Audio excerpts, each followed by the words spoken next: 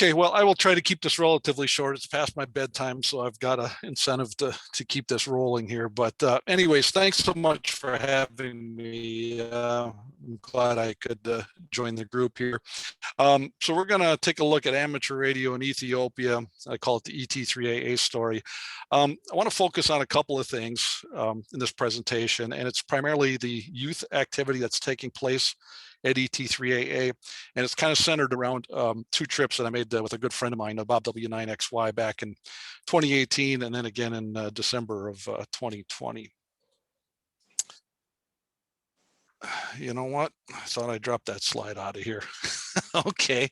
Well, anyways, you saw my bio, and basically what takes me over to Africa now is my work as an engineer, doing FM broadcast stations, primarily for the Voice of America throughout Africa. That's where the focus has been the last 6 or 7 years. So get a chance to do a lot of traveling. I know we got some old hands as far as Africa is concerned in this group as well. But first time over there was 1984. Got a chance to operate a ZL2CD, M licensed as Z81Z in South Sudan. And the interesting thing about my job is on the front end, when we go in, we've got to get permission for broadcasting from media, the Spectrum guys and everything. And it gives me a chance once in a while to touch bases with the regulators in these countries who not only handle the broadcast side, commercial stuff, but amateur radio as well. And so I've got to be careful though, because, you know, I'm there for a job, and I can't I can't jeopardize a broadcast license trying to get a ham license on the side. So, but nevertheless, it's provided some interesting contacts over the years. Okay, so what about amateur radio in Ethiopia? With the passing of Sid ET3SID, that's been a couple of years now, and Dr. Peter ET3 Bravo November. There's only 2 licensed stations that remain. The one is Kiddist ET3 Kilo Tango, and she's the XYL of Sid. Now I say here she's not active, except I see the station's been showing up on FT8 as of late, and I think there's one of the young kids over there that's actually operating the station, but I don't think she's active herself. And then of course that leaves the Ethiopian Amateur Radio Society station, ET3AA.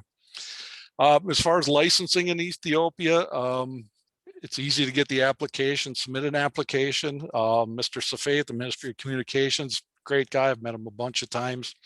He's happy to take your application. Chances are he'll approve it. But the issue has been that every application goes over to the Ministry of Security from there, and that's where they've all gone to die the last 5 years or so. Media and telecommunications are very tightly controlled in Ethiopia. A lot of the countries in Africa, it's interesting when you go, they have like multiple mobile phone providers, multiple internet ISPs. Ethiopia doesn't have that. They have one provider, Ethotel, which is government run, very tightly controlled. And anytime there's problems in the country, you can almost count on the networks going down to one degree or another. And even as far as VOA goes, we can't get an FM license there because they don't allow foreign ownership of broadcast stations. So the whole thing kind of goes hand in hand there, the amateur radio and the commercial and so on, all the telecommunications, pretty tightly controlled. Now, they do have a relatively new prime minister who I think is looking at privatizing a lot of this stuff. And so fingers are crossed, maybe things will start to open up in the coming years. Okay, ET3AA, also known as ET3YOTA, Youth on the Air, is located at the Addis Ababa University Institute of Technology. Sid established that the station in 2011. That's the front entrance to the university, and then off on the left here it's a 4-story building. There's a penthouse on top, and as you'll see in a little bit, the station and the antennas are up there. So here's a map of Addis Ababa. It's a little bit hard to see the outline of the city. I don't know if you can see my cursor, but it's kind of this circle here. Over here is Bole Airport. Now, the reason I put this here is because a little bit later, I'm going to show some slides about the low bands. And one of the issues we have is noise. So if you're at the university and you're beaming to Europe or to North America, it's kind of a northwest pattern. So you're still shooting across a good portion of the city. It's an old city. There's a lot of electronic devices, a lot of really crappy wiring. And I suspect below us in the university, there's tons of noise being generated too. So that does create a significant challenge. And then last September when I was there, another noise source came up, and it starts at 5 p.m. each evening, and it wipes out the entire HF spectrum. I have no idea what it is, but it just kills the HF spectrum after 5 o'clock. And then at sunrise, it goes away again. So it's almost like it's some dusk to dawn, something or other. I don't know if it's at the university or somewhere in town, but it's quite a challenge. Okay, so here are the antennas at the club station. The big one is a rotatable log periodic. That came from the old US Embassy. One of the guys that was assigned there when they were building the new embassy was a ham. So this all got donated to ET3AA. The thing is a monster, but it works pretty well. It covers 7, we can get on 40 meters with it. So 40 all the way up to 30 megahertz, 10 meters. This tower here, can you guys see my cursor? I don't know if you can see that cursor or not. That tower there has a 6 meter beam on it. And then there's some UHF, VHF stuff up there, which is kind of falling apart. And we took that down this last trip. And then these a pair of 2-element Yagis for, I don't know if it's EME or satellite stuff, that's kind of fallen in disrepair and has come down too. This big pole here is a 18-meter spider pole, and Bob and I brought that in December of 2018 so we could try the low bands from this location. And the other thing I want to point out on here is the roof right in this picture and behind me, behind us, and even forward of the penthouse area. That's all metal roofs. So we got a fantastic ground plane up there, and I think that's part of the reason why the vertical worked so good in the past. So, anyways, the 2018 trip, Bob is a world traveler, and but he had never been to Africa, and he says, you know, I think I'd like to go over there with you sometime. I said, sounds good to me. Let's go. I mean, we can go over in December when they have the ET3AA operation. We can do some work at the station and do some operating and just kind of hang out with the kids there. And so we did that. Bob had never been to Africa before, as I said, so I thought, well, listen, let's travel together. So I flew to Chicago the night before, met up with him there, and we took the Ethiopian airline flight from O'Hare direct to Addis. It's about a 13-hour trip, but Ethiopian does a great job. They're a great airline, good service and everything. So we did that out of O'Hare, and that was in 2018. So one of the goals on that trip was to get on the low bands, as I said, from the university. The flight arrives in the morning, I think like 7 o'clock. So we went to the hotel and, you know, slept a few hours. And mid-afternoon, we went to the station. And I really wanted to try to get this vertical up before sunset, just something that would take some RF. I knew it wouldn't be perfect, but let's try to get something on the air that we can use first night, and then if we've got to make any adjustments or straighten it up or whatever, we can do that the next day.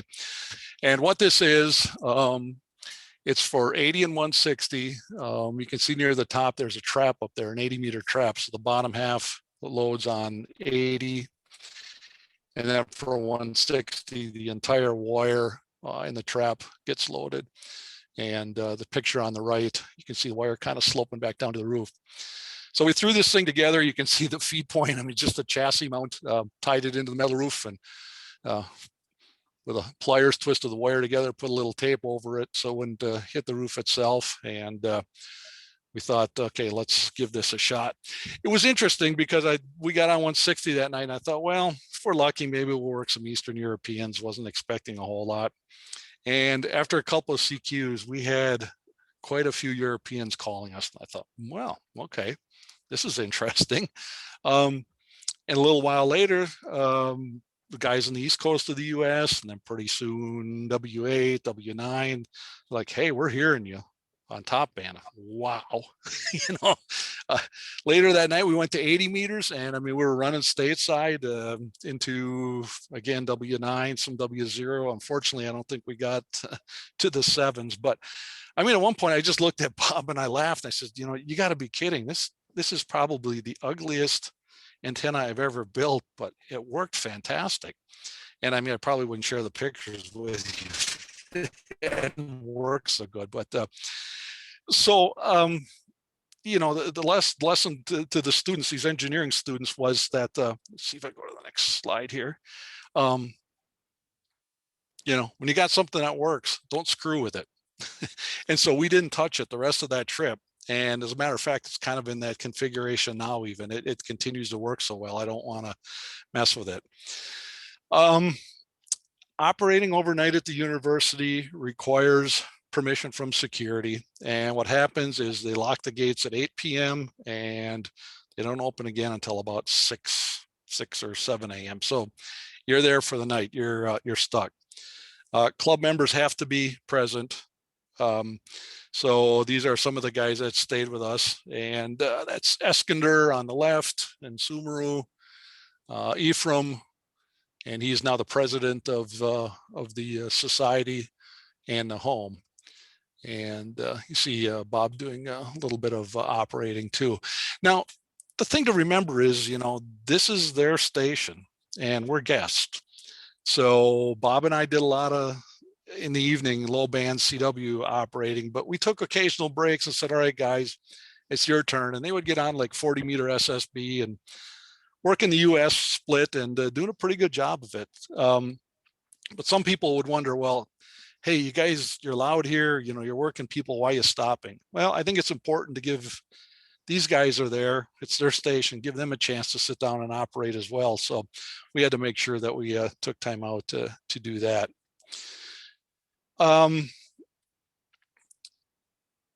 Let's see, what I got for the next slide here. Okay, so anyways, that trip concluded, and coming out of it, I felt good that we were able to operate the low bands from there. That's really the first time I had done that. But we clearly were being heard better than we could hear people calling us. Again, I was amazed at the performance of that vertical.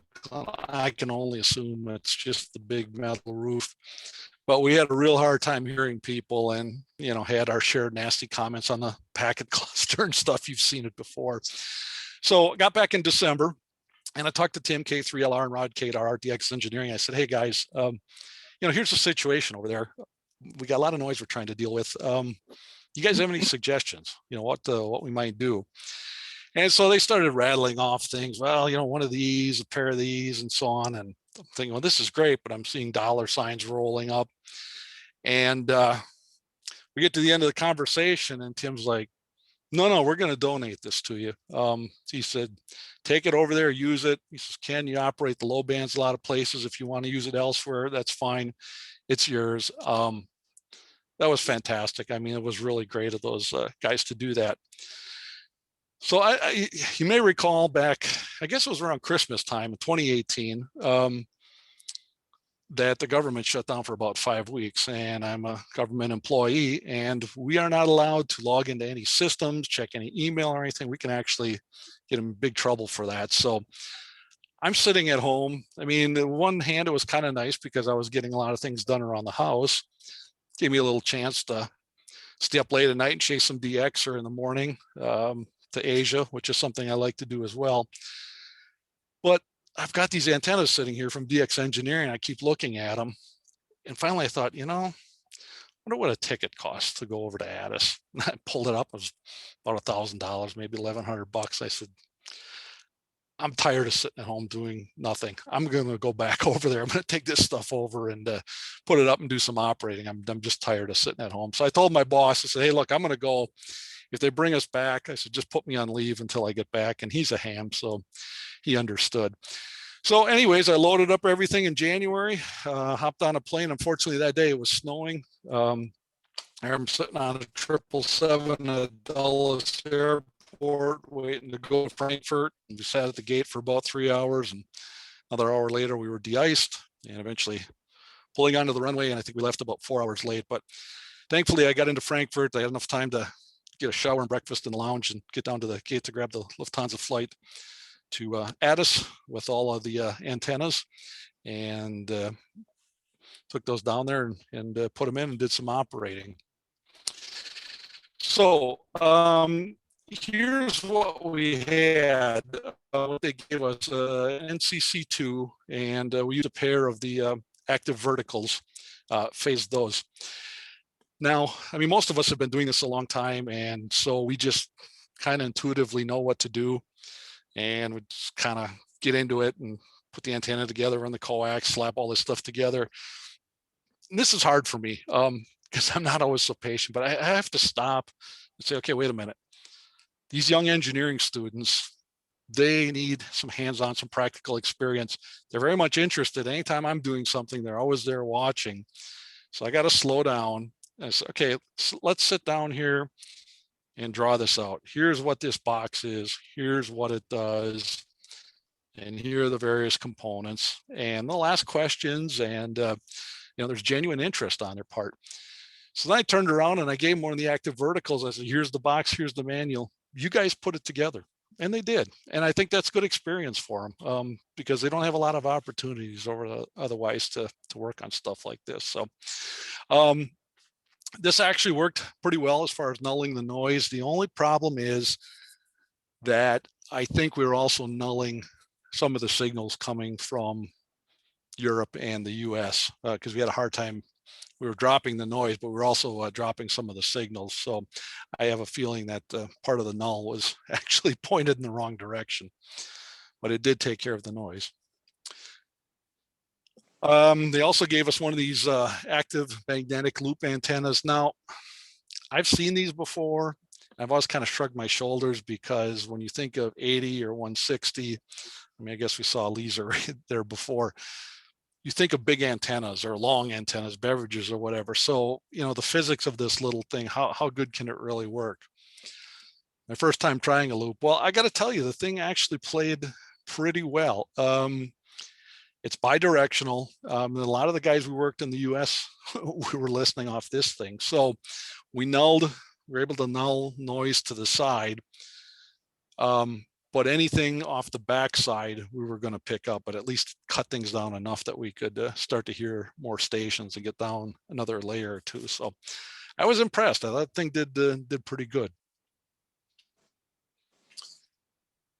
Okay, this is a video. I'm going to play it. I don't know if you're going to be able to see it or not, and you should be able to hear the audio though. I'll play it over my my headset here, but it's a we're switching between the transmit vertical and one of the receiver areas. I'm not sure which one it is, but it'll give you a sense of the difference it makes. We go from about 10 over S9 down to about an S3. It's still a noisy S3, but hopefully, if nothing else, you'll hear the noise. Maybe you can see the video. I don't know. It's a shot here.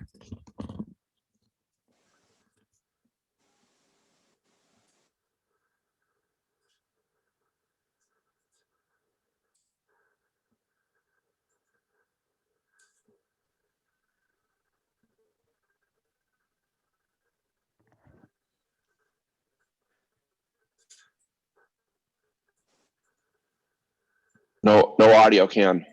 Yeah. Okay, so clearly it worked. Uh-oh, says my internet connection is unstable. All right, hopefully I'm still here.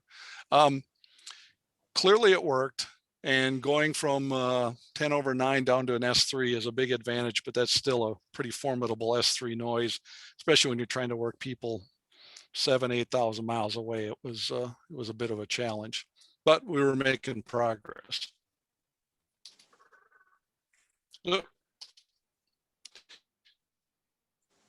I threw this slide here because I like the picture. This is sunrise in Addis Ababa. As you're sitting at the operating desk looking out the window to the east, this is the view you get in the morning when the sun comes up. Really nice. And for me too, we've been up all night, we've been operating. It's like, okay, maybe we'll get a little bit of a gray line bump here. Then the sun comes up and we can get out of here and go back to the hotel, grab breakfast and sleep and come back again tomorrow and do it all over again. But it's kind of a picturesque view right from the shack. All right, so Bob and I went back this past December. He said, you know, I'm interested in going back again. The kids loved him, and they kept saying, hey, when's Bob coming back? Because I get over there 4, 5, 6 times a year, maybe more. And I said, look, I don't know, bug him about it. See if you can get him to come back over. And he expressed an interest in doing that, which is really good because I was there in September and we had a lot of problems at the station. And I left in September just kind of overwhelmed and feeling kind of down because I thought, we got a lot of problems here that are going to have to be resolved. And it kind of felt like it was all on my shoulders to take care of it or figure out how we were going to deal with it. So when Bob said he was interested in going in December, I said, come on, let's go. I need some help over here to work on the station. So we had a couple of goals. One was to fix the rotator because the beam wasn't working. We wanted to clean up the shack, wanted to get 6 meters going. The reverse beacon node, the RBN node over there had been down for a while. We wanted to get that back up.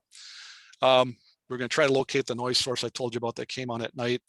And then, of course, more than anything, just to hang out with the members there at the university and have a good time. So we did that. Flying 13 hours with a mask is not enjoyable. But I'll tell you this much, too, when the cabin lights go out, it slips down a little bit. And so we did all right. But it's interesting. When I went in September and again in December, the Ethiopian Airlines flight from Washington to Addis was packed, probably 90 to 95% full. They were flying full planes. So station cleanup, one of the things we wanted to do is you can see the old chairs there. I talked to my driver, Selma, and I said, hey, take us shopping. We got to get some new chairs for the station. So we did that. Big improvement. The 6 meter beam, as I said, the UHF, VHF stuff that was above it was pretty rough shape. It was kind of broken. So we took everything down, left the VHF, UHF stuff down, and we pulled the 6 meter beam apart, cleaned it up. And then there was some old like RG8 type coax on there. And the control box for the rotator was in another room. It wouldn't reach the shack. So once again, the guys at DX Engineering stepped up and gave us some coax and rotator cable. So there's Nagetu again. It's like, okay, here's what we need to do with the rotator. Here's the cable. You hook it up. He did that. And Bob's up on the tower putting the 6 meter beam back up. So they're ready to go on 6 meters. Probably be an FT8 sort of thing. I don't know. Maybe the conditions are good enough sometime they'll be able to work Japan or parts of Europe on phone. They don't operate CW, but they are interested in it, and some of them are kind of practicing. But you can imagine anytime they get on the air, they draw a pretty big crowd, and if you're not very proficient in CW, that's probably not a good mode for them to get on the air with. I wanted to clean up the operating position. If you see on the left, those 2 pictures, things are kind of scattered around. Cable management was a mess. There was extension cords hanging there that were kind of half on, half off. So we wanted to clean that up. And we went around looking for a couple of shelves, maybe an IKEA type thing, but they didn't have that. So we finally went to one of the local furniture stores and they built that shelf for us, and looks quite nice. The other thing I'd point out on the top left is they started operating a little bit of FT8 and then went over to FT4. So that was something a little bit new for them. And it's interesting because in Sumru, he liked doing it. DeWitt, the guy that's sitting by me, he would have nothing to do with it. He'd rather have a mic in his hand. So, you know, like a lot of us here, they're kind of split whether they wanted to operate FT8 or not.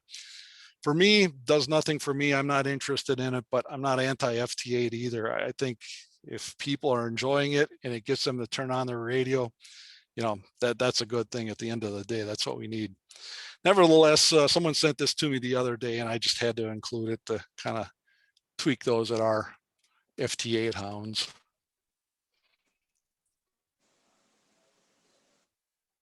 So, okay, one other thing as far as receive arrays go, in March of last year, I put up a 4-element high Z vertical receive array. That was when I came back from Zambia after putting in the FM station there.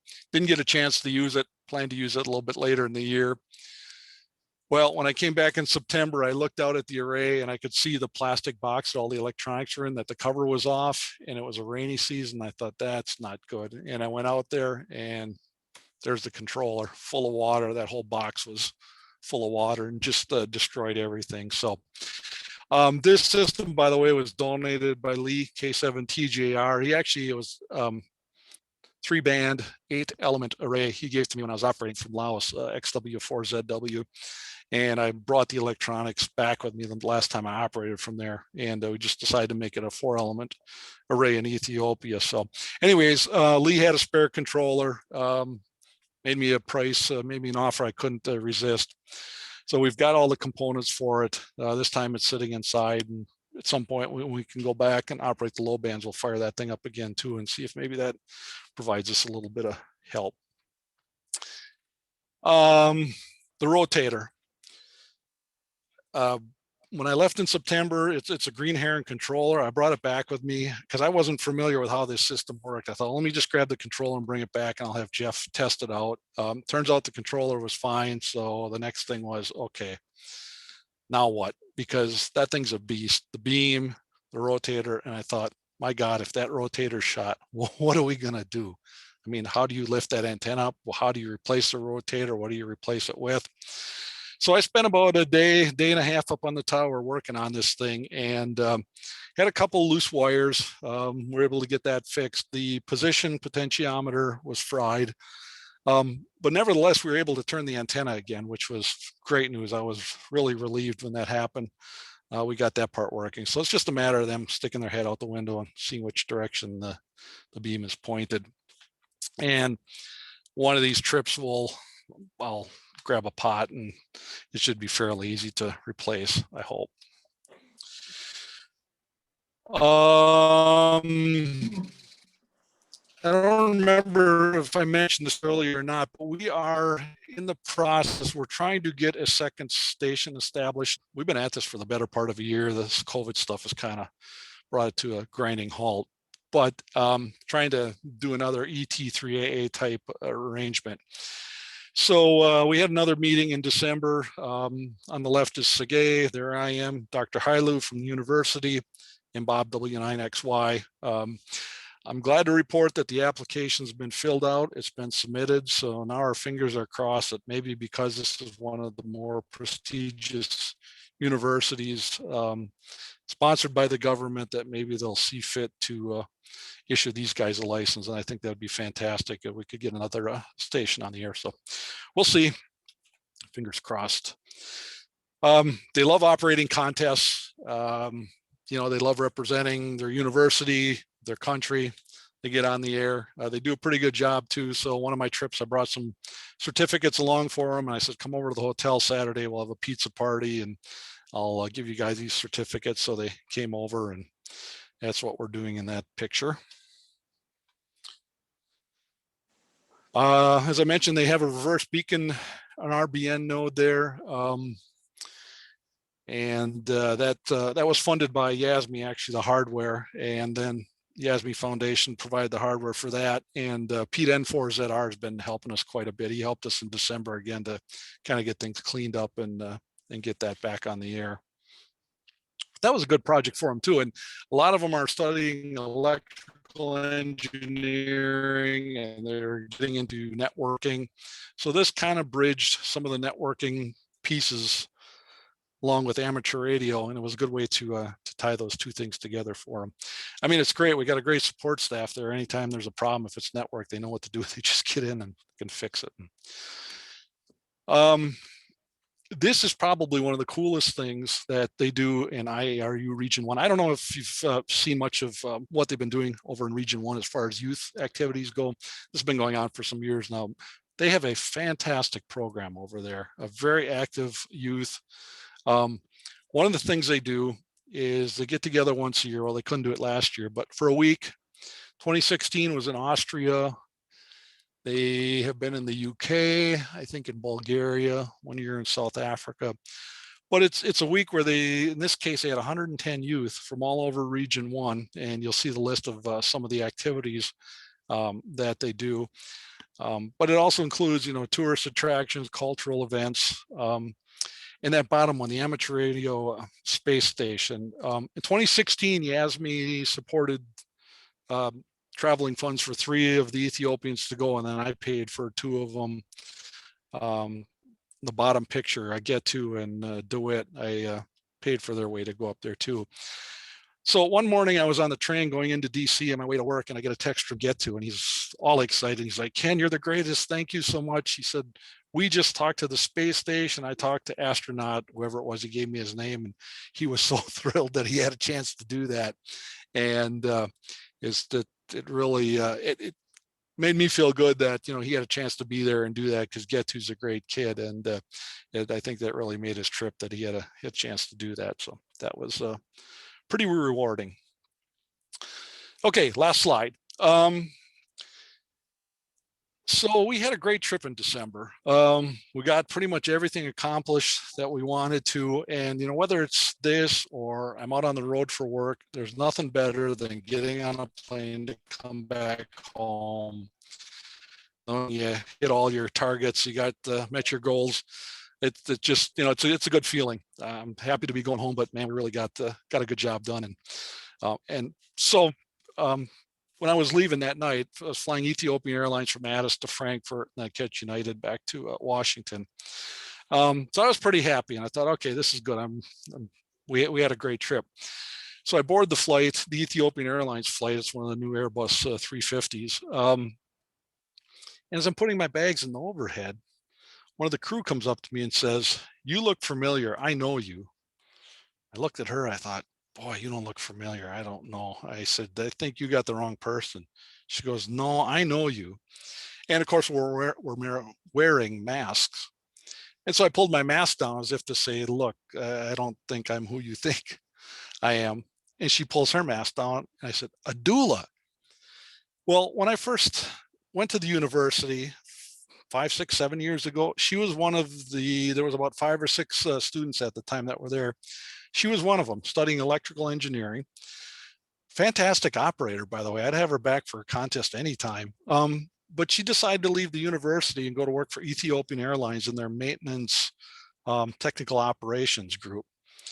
And so we kept in touch for a year or 2. And then it just, things kind of fell by the wayside, and I hadn't heard from her for quite a while. Well, it turns out that she was assigned to our flight to Frankfurt. They always have one technical person on board if there's any problems, or just to work on the plane when it gets up to Frankfurt and they turn around and bring it back. And she was assigned to the flight. It was the greatest feeling ever, because we sat next to each other in the flight, and we were just talking about stuff that we had done while she was there. Actually even had some pictures on my phone yet I pulled up, and then I was showing her what we had done in December. And at one point she says, "Oh, this is kind of emotional. I had such a great time there, and I have a lot of good memories of that." But she remembered me. She remembered the club station and everything we had done there. And that really hit me. I was, made me feel good that the work we're doing there, it impacts these kids in a good way. And I did a presentation on this at Visalia about 2 years ago, I think. And I'll share this with you. I did the group there. I mean, I've done a lot of stuff in amateur radio over the years, worked a lot of cool DX, won a few contests, lots of things. But this is probably one of the neatest things I've ever gotten involved in. I just jumped into it years ago, not really knowing what it would turn into. And when Sid May passed away, I thought, boy, this club is probably finished without him being there. But I've been through there enough, and the credit really goes to the students there who keep this thing running. They're bringing in new recruits every year. And if Sid could only see the seeds he planted, what that turned out to, and what we're doing now, I think he'd have a big smile on his face. And they're always thanking me, "Oh, Ken, thank you for helping us," and whatever. But I tell them, and it's true, I said, I get a lot out of this too. It's very enjoyable for me. So I'm glad to be a part of it. So with that, I'll open it up if there's any questions. If you guys want to move on to your business meeting too, that's fine.